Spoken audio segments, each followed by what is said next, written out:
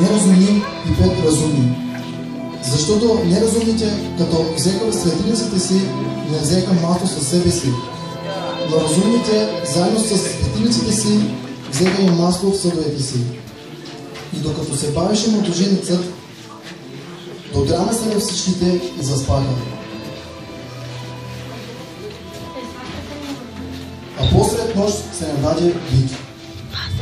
Ето, младоженикът иде и вие излезте да го посрещнете. Тогава всички онези девици станаха и приготвиха светилниците си, а неразумните рекоха на разумните.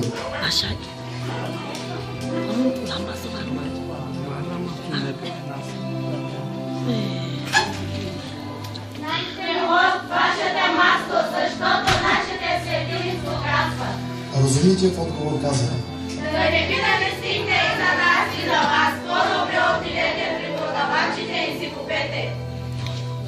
И докато те отиваха да купят, младоженецът пристигна. И потомите влязоха с него на сватбата.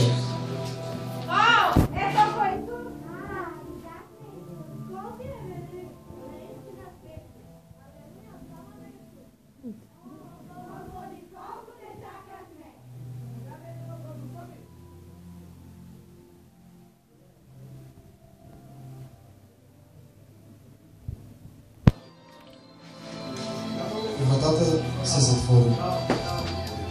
После дойдоха другите девици и казаха: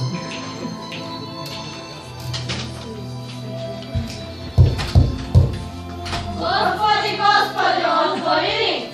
А той в отговор рече: Истина ви казвам, не ви познавам.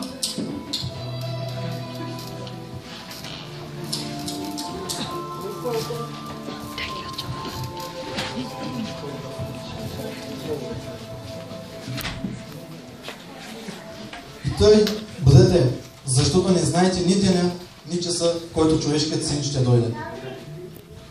Амин. Амин. Алелуя!